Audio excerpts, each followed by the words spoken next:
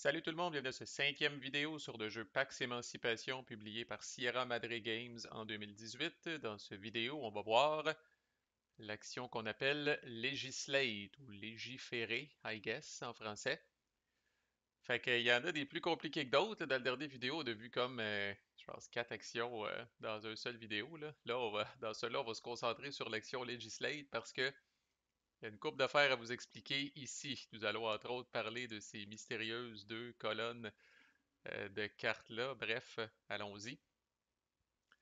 Il y a deux prérequis pour être capable. D'abord, vous allez, quand vous législatez, là, quand vous légiférez, là, vous allez légiférer une idée du market. Donc, une là, des 12 cartes qu'il peut y avoir ici, là, Western ou Eastern Idea. Vous ne pouvez pas légiférer une révolution. Si jamais il y a une révolution dans le market, là, c'est pas possible de légiférer ça. Il faut que ce soit vraiment une idée. Vous devez avoir au moins un de vos agents dessus.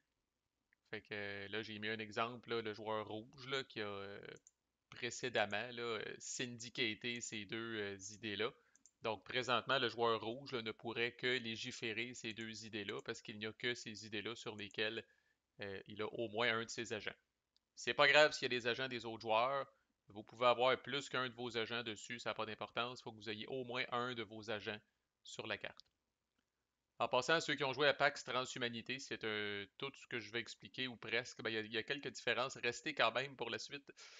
Mais vous allez reconnaître beaucoup des trucs. Encore là, Phil crédite son fils, Matt, pour le splay, puis toute la viabilité des idées, puis tout ça, c'est beaucoup emprunté à PAX Transhumanité. Alright, donc ça c'est le premier prérequis. L'idée doit être syndiquée par un de vos agents. L'autre chose, et c'est là où on va s'intéresser aux deux icônes qui sont présents dans le coin en bas à gauche puis dans le coin en haut à droite des idées. L'idée doit être ce qu'on appelle viable. Alors les idées, là, ils ont des mix d'icônes. Il y a quatre types d'icônes essentiellement dans le jeu, là. Euh, on va garder ça simple, là. Il y a une justification thématique, là. Vous pouvez rire, là, pas rire, mais je veux dire, drôle de lapsus. Vous pourrez lire sur le sujet. Euh, mais tu sais, en gros, ça qui est une comète, ça représente des idées de type un peu plus religieuse, le cadenas des idées plus économiques, la plume des idées plus intellectuelles, puis la chandelle d'autres types d'idées, là. Bref, ça, c'est les quatre types d'icônes. Fait qu'il y a une comète noire, une chandelle noire, une plume rouge, puis un cadenas rouge. Ok, c'est ce que vous allez retrouver en différentes combinaisons sur les idées, là. Et je ne peux pas m'empêcher, moi, surtout de l'autre bord, on dirait, là, qui est probablement son bord naturel, de la comète, je ne peux pas m'empêcher de voir personnellement un moineau de badminton, comme on dit au Québec, ou un volant de badminton. OK, assez de niaisage. L'idée doit aussi être viable. Ce que ça veut dire que l'idée soit viable, c'est que quand vous regardez ça ici, qu'on va appeler dorénavant le splay, parce que c'est comme ça que ça s'appelle, quand vous regardez ça ici, ces deux colonnes-là, dans lesquelles il peut y avoir, là présentement j'ai juste deux cartes, mais je pourrais avoir cinq cartes, mettons, dans chacune de ces colonnes-là. Vous allez regarder dans cette colonne-là, à partir d'ici, toutes les paires d'icônes que vous avez là jusqu'en bas. Fait que là, on a l'icône, la chandelle qui est pairée avec la comète, et on a le cadenas qui est pairé avec la chandelle. Mais par exemple, là, tu sais, si je prenais, bon, on va faire un exemple rapide, là, si je prenais cette carte-là ici, puis que je venais l'ajouter ici, pour une raison X, là, si je... Bon, ben maintenant, qu'est-ce qui est viable? C'est chandelle, comète. Comète, comète est viable aussi. Cadenas, chandelle est viable. Fait qu'à force d'ajouter les cartes là-dedans, vous augmentez les possibilités de viabilité des idées au fur et à mesure que la game avance. Puis il y a de plus en plus de combinaisons ou de paires qui vont être considérées viables. Au début de la game, il n'y a rien de viable. Puis j'ai hésité avant de faire cette vidéo-là, mais via l'action de Legislate, si vous avez un peu de suite dans les idées, tu sais, au début de la game, là, je suis capable de prendre ça rapidement sans faire un dégât, là. T'sais, au début de la game, vous êtes amanché comme ça, là. Il n'y a rien de viable, là. OK? Parce qu'il y a une seule carte dans chacune dans chacune des splays. Fait qu'il n'y a que la chandelle, par exemple, puis il n'y a que le cadenas, là. Via d'autres opérations, vous allez pouvoir ajouter des cartes dans le splay Et graduellement, vous allez rendre de plus en plus de combinaisons d'idées viables. Là, je vous ai montré un exemple où la game a avancé un petit peu, où des joueurs, via d'autres opérations qu'on va voir dans d'autres vidéos, ont fini par ajouter des cartes comme ça dans le splay et ont rendu là, certaines combinaisons d'icônes viables. Fait que tout ça pour dire, on va voir si vous avez bien compris, est-ce que cette idée-là est viable? Le joueur rouge veut légiférer cette idée-là, le marketing. Est-ce que c'est viable? Fait qu'on regarde les deux icônes sur la carte, c'est cadenas, cadenas. Est-ce que j'ai une paire collée de cadenas, cadenas dans un ou l'autre des splays que j'ai ici, là? Fait que j'ai chandelle, comète, comète, comète, puis j'ai cadenas, chandelle. Fait que la réponse est non, ce n'est pas viable. Est-ce que ça, c'est viable? Cadenas, chandelle. Encore là, chandelle, comète, comète, comète, cadenas, chandelle, oui.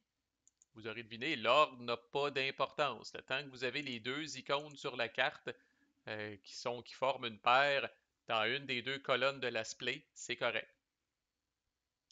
Fait que c'est ce qu'on appelle là qu'une idée soit viable. Donc, vous devez avoir un de vos agents dessus et l'idée doit être viable. OK? Puis là, comme je disais, toutes les combinaisons sont possibles, incluant là, les doublés. On l'a vu ici avec le cadenas, cadenas. Tantôt, j'ai pris une carte là, qui était comète, comète, puis je l'ai ajoutée ici. Là. Fait que des fois, vous allez avoir deux fois le même icône. On a la double chandelle ici. Là. Fait qu'il y a quand même plusieurs combinaisons possibles. Ça va arriver des fois que une idée, par exemple, que vous trouvez très intéressante n'est pas viable.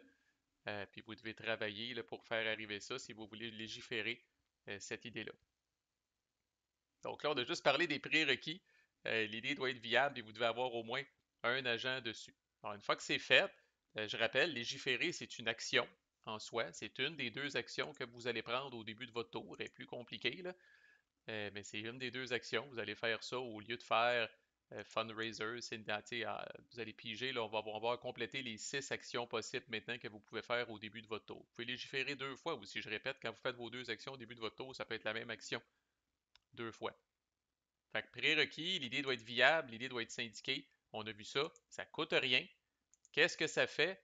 Ben d'abord, vous allez faire ce que le jeu appelle les impacts de l'idée. Donc ça, c'est ce qui se trouve dans cette espèce de petit rectangle gris-là en haut à gauche.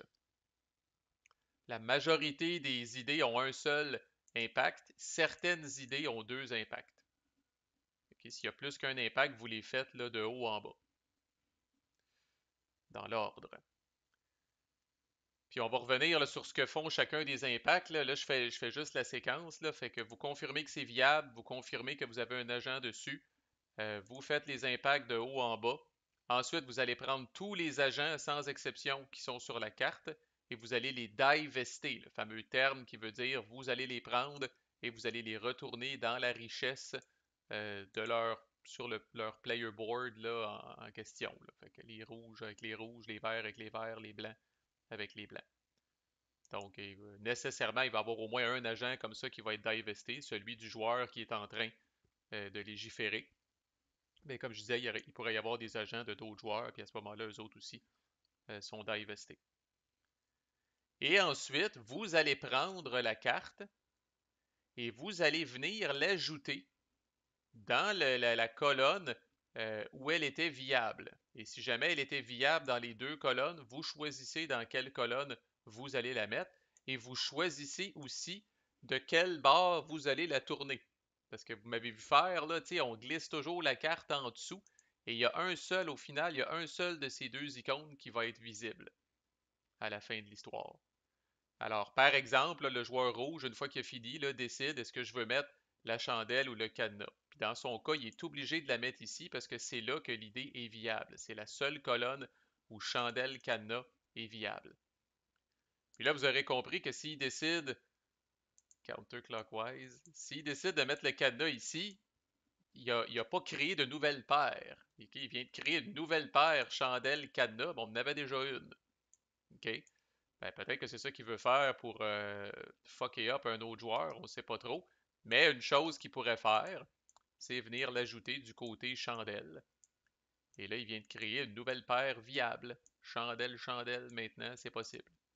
Alors là, cette fameuse carte-là ici, éventuellement, si jamais quelqu'un veut passer cette loi-là, il va pouvoir le faire. Donc, je répète, on fait les impacts, on diveste les agents qui sont sur l'idée, puis ensuite, le joueur qui a légiféré là, la place dans le splay du côté qu'il veut, mais il est obligé de faire ça dans la colonne où se trouve là, où l'idée est viable. Alors, si c'est viable des deux bords, il y a le choix. Fait qu'à gauche, on appelle ça le Bill of Rights. Il y a des petites différences encore là entre les deux, fait que c'est important à savoir. Puis à droite, on appelle ça le General Will. Avant de voir les impacts, je vais juste attirer votre attention, c'est écrit, là, mais le General Will, c'est écrit ici là, que c'est limité à 5 cartes au total. OK? Fait que là, on en a une, on en a deux, on en a trois, on pourrait en ajouter une quatrième, on pourrait en ajouter une cinquième. Oups, si jamais quelqu'un ajoute une sixième carte dans le General Will, la plus vieille carte, qui n'est pas la carte par défaut qui est ici, est défaussée. Ce qui peut rendre de nouvelles choses viables et rendre des choses qui étaient viables qui ne le seraient plus, là. Fait que dans ce cas-là, ça ne changerait rien, mais si notre bon ami le joueur rouge, avait décidé de mettre ça du côté du cadenas. Puis là, comme je dis, on ajoute une quatrième carte, une cinquième carte, on ajoute une sixième carte.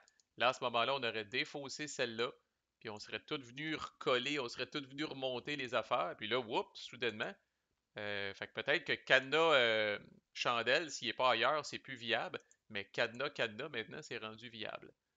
Alors, le General Will ou la colonne de droite, si on veut, elle est limitée à 5 cartes au total. Quand on ajoute une sixième carte, on défausse la plus vieille, qui n'est pas la carte par défaut qui va commencer là au début de chaque game systématiquement. Dans les faits, les règles disent vous défaussez la plus vieille idée. Et ça ici, ce n'est pas une idée. Vous voyez, c'est pas écrit Western Idea ou Eastern Idea. Nulle part, là, ces deux cartes-là, le Bill of Rights et le General Will, c'est deux cartes spéciales qui sont jamais brassées avec les autres et qui sont mis là au début de la game.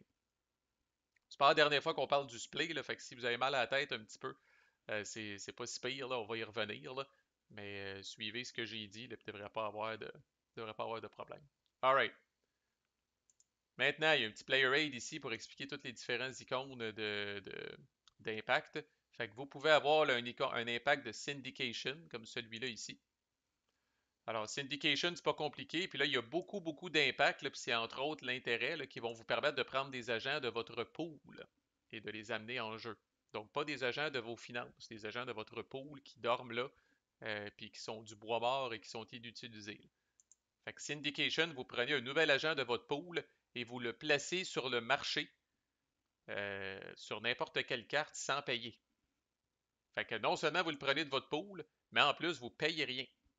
Fait que vous pouvez venir le crisser sur la carte 5 en haut. Vous pouvez venir le crisser sur une carte qui a déjà 2, 3 agents. Aucun problème avec ça, là. Quand même assez intéressant. Post, il y a l'espèce de chapeau ici, là. Post va toujours mentionner le nom d'un port. Fait qu'ici, c'est Post à Istanbul. Ici, c'est Post à Natal. Donc, Post veut dire que, encore là, vous prenez un agent de votre pool et vous allez venir le crisser sur le poste d'administrateur de ce port-là en question. Vous ne bougez pas l'éléphant quand vous faites ça. Vous pouvez faire ça même si la sphère est encore malade. Et si c'est le cas, vous allez ramasser le disque de maladie même si vous n'avez pas votre factory. Quand même incroyable. Vous pouvez faire ça même si la sphère est moderne. Habituellement, je l'ai dit, là, les sphères modernes, là, ça bouge presque plus. Là, mais là, vous pouvez faire ça même si la sphère est moderne. Et puis vous allez, s'il y a un agent un de vos agents ou un agent d'un autre joueur, un admin, un de vos admins ou un admin d'un autre joueur qui est là, eh bien vous le bumpez. Fait que si le rouge faisait ça dans le port de Mughal, ben, il prend un agent de son pool, il s'en vient ici. Ah, le vert est là, désolé, bye bye, je suis venu te remplacer. Il s'en vient ici. Et là, rappelez-vous, c'est les mêmes impacts. Le vert s'en vient bouder ici sous forme de meeple. Il est en calice parce qu'il a perdu sa job d'administrateur du port de Mughal. Donc, that's it pour le post. Mais c'est encore là, c'est quand même intéressant. Ça coûte rien. C'est posté normalement là, pour le rouge et le vert. Je répète que c'est le coût des barrières qu'il faut payer. Fait que c'est quand même assez prohibitif, dépendamment où ce qu'on veut aller. Et on ne peut pas aller dans les ports malades tant qu'on n'a pas notre factory. Ça bypass quand même beaucoup de règles, cette affaire-là. Pas ça, je vais l'ouvrir. Wealth, qu'on a ici. Vous prenez un nouvel agent de votre pool puis vous l'ajoutez à votre richesse. Alors, vous allez avoir plus de fric pour manœuvrer pour le reste de la game. Révolutionnaire qu'on a ici. Alors, révolutionnaire, il y a le scénario simple puis il y a le scénario compliqué. On va faire juste le scénario simple. Alors, le scénario simple, c'est que vous prenez un agent encore là de votre pool puis vous l'ajoutez à une carte de révolution existante, là, comme d'habitude, dans le spot le plus à gauche là, sur la carte. Puis encore là, vous pouvez déborder, même principe, là, mais vous l'ajoutez sur le spot le plus à gauche de la carte. Un peu comme quand vous faites l'action manuelle de Join Révolution, sauf qu'encore là, ça coûte rien. Mais il y a quelque chose de relativement incroyable avec ça, puis faites-vous-en pas qu'on n'ouvrira pas ça aujourd'hui. Vous pouvez aussi lancer une nouvelle révolution avec cette action-là. Alors, vous pouvez prendre une des cartes révolution qui reste, puis là, vous allez pouvoir là, la starter, vous allez pouvoir la lancer avec les mêmes règles qu'on va voir plus tard, là. Puis ça peut être fucking fort, là. Fait que vous lancez une nouvelle révolution, puis vous allez mettre encore là un de vos agents dans le spot le plus à gauche, là.